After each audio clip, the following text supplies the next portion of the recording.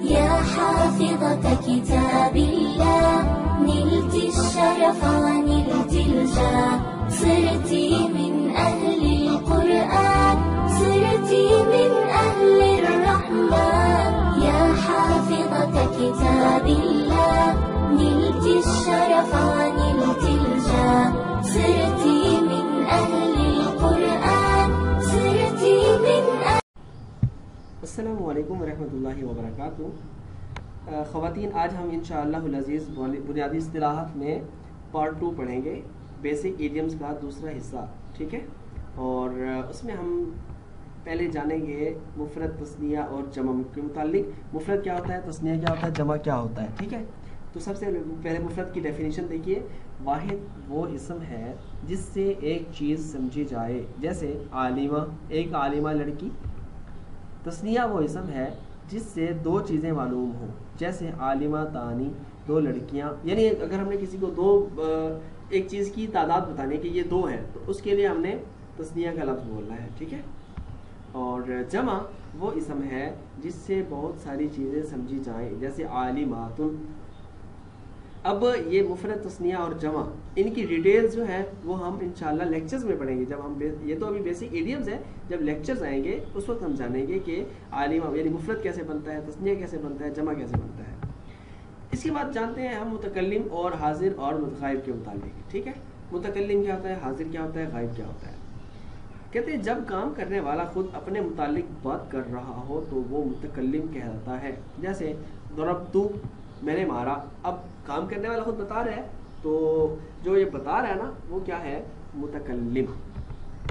اور حاضر وہ جس سے بات کی جا رہی ہوتی ہے وہ مخاطب کہلاتا ہے، یعنی وہ حاضر ہوتا ہے۔ مخاطب اور حاضر ایک ہی چیز کو کہتے ہیں، تو وہ مخاطب کہلاتا ہے۔ جیسے ضربتا، تو نے مارا۔ اب سامنے کوئی بیٹھا تھا، اس کو ہم نے بول دیا ضربتا، تو نے مارا، تو وہ حاضر ہے۔ اچھا، غائب کیا ہوتا ہے؟ جس کے متعلق بات کی جا رہی ہوتی ہے، جو موجود نہیں ہوتا وہاں پہ، اس کو غائب کہتے ہیں۔ جیسے ضرب، اس نے مارا۔ اب جو ہم نے کہا کہ اس نے مارا، ہم کسی کو بتا رہے تھے نا اس نے مارا، لیکن وہ مارنے والا موجود نہیں ہے وہاں پہ۔ اگر موجود ہوتا تو ہم کہتے اس نے مارا، اس نے یعنی اس کے متعلق سامنے بیٹھا تھا اس وقت کہتے ہیں، لیکن ہم کہہ رہے اس نے مارا، جو غائب ہے، بیٹھا ہی نہیں ہے یہاں پہ، ٹھیک ہے؟ تو یہ ہے غائب، اور ان کی انشاءاللہ ڈیٹیلز ہم آنے والے لیکچرز میں جانیں گے۔ اچھا، آگے ہم جانتے ہیں جمع سالم اور جمع مکسر کے متعلق۔ جمع سالم یہ ایک لفظ بتا رہا ہے، سالم کا مطلب ہے سالم، ٹوٹا ہوا نہ ہونا، مکسر کا مطلب ہے ٹوٹا ہوا ہونا۔ تو اس میں کیا ٹوٹا ہوا ہوتا ہے، کیا سالم ہوتا ہے، یہ دیکھتے ہیں۔ کہتے ہیں وہ جمع جس میں مفرد کی صورت صحیح سالم رہے، صرف آخر میں کچھ اضافہ کیا جائے، جمع سالم کہلاتی ہے۔ یعنی جمع بنا رہے ہیں ہم اگر، تو اس میں ہم مفرد کے لفظ کو ثابت رکھتے ہیں، اس کو ہم ٹوٹنے نہیں دیتے، تو وہ جمع سالم کہلاتی ہے۔ اس کی اگزامپل دیکھیے، جیسے مسلمون سے مسلمون، اس میں اب واو اور نون کا اضافہ تو کیا گیا ہے، لیکن میم، سین، لام اور میم، یہ جو 4 حرف ہیں، ان کے درمیان کچھ بھی نہیں لے آئے ہم، بلکہ آخر میں بس 2 حروف ہم نے ایڈ کر دیے ہیں، واو اور نون۔ مسلمون سے مسلمون بنا دیا ہے، لیکن ہم نے اس کو توڑا نہیں ہے، اس لیے یہ جمع سالم کہلاتی ہے۔ جبکہ جمع مکسر جو ہے، کہتے ہیں وہ جمع جس میں مفرد کی شکل بدل جائے، چینج ہو جائے، یعنی شروع میں یا درمیان میں حرف بڑھا دیے جائیں، وہ جمع مکسر کہلاتی ہے۔ جیسے رجل سے رجال، کہ اس میں جیم اور لام کے درمیان الف بڑھا دیا ہے۔ دیکھیں، رجل، را جیم لام، اور جب جمع بنائی ہم نے تو را جیم لام نہیں بلکہ الف لام، یعنی الف ہم نے جیم اور لام کے درمیان میں بڑھا دیا، جس کی وجہ سے وہ مفرد جو تھی وہ ٹوٹ گئی، سلام اس کی بنا جو تھی وہ ٹوٹ گئی، اس لیے یہ جمع مکسر کہلاتی ہے۔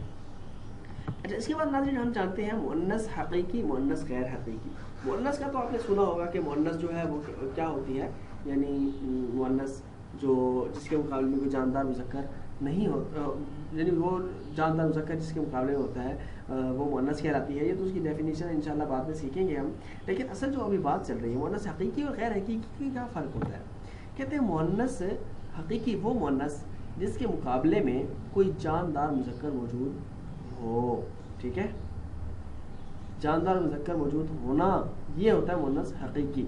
مؤنث تو ہم نے سنا ہے کہ مؤنث وہ مذکر ہے، وہ مؤنث ہے، لیکن جاندار مذکر مقابلے میں موجود ہو اس کو کیا بولتے ہیں، مؤنث حقیقی۔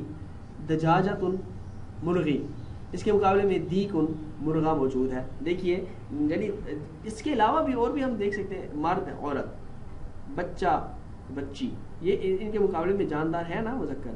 तो मुअन्नस हकीकी वो मुअन्नस होती है जिसके मुकाबले में कोई जानदार मुज़क्कर मौजूद हो, जैसे दजाजतुन मुर्गी, इसके मुकाबले में दीकुन मुर्गा मौजूद है। मुअन्नस गैर हकीकी वो मुअन्नस जिसके मुकाबले में जानदार मुज़क्कर ना हो, सिर्फ ज़ुबान में मुअन्नस इस्तेमाल होता हो, जैसे ज़ुल्मतुन अंधेरी, ठीक है। अब इसके मुकाबले में नूरुन रोशनी मौजूद है लेकिन जानदार नहीं है, ठीक है। देखें हमने शर्त लगाई है कि जानदार भी हो, मुज़क्कर भी हो और जानदार भी हो, लेकिन अब ज़ुल्मतुन इसके मुकाबले में नूरुन मुज़क्कर यानी रोशनी मौजूद तो है लेकिन वो जानदार नहीं है, ठीक है। इसलिए ये मुअन्नस गैर हकीकी है। जो मुअन्नस हकीकी होती है उसके मुकाबले में जानदार होती है वो मुज़क्कर, वो मुअन्नस हकीकी होती है। तो ये आपका आज का लेक्चर था। इंशाअल्लाह हम मिलते हैं अगले लेक्चर में, तो तब तक के लिए अल्लाह हाफिज़। يا حافظة كتاب الله نلت الشرف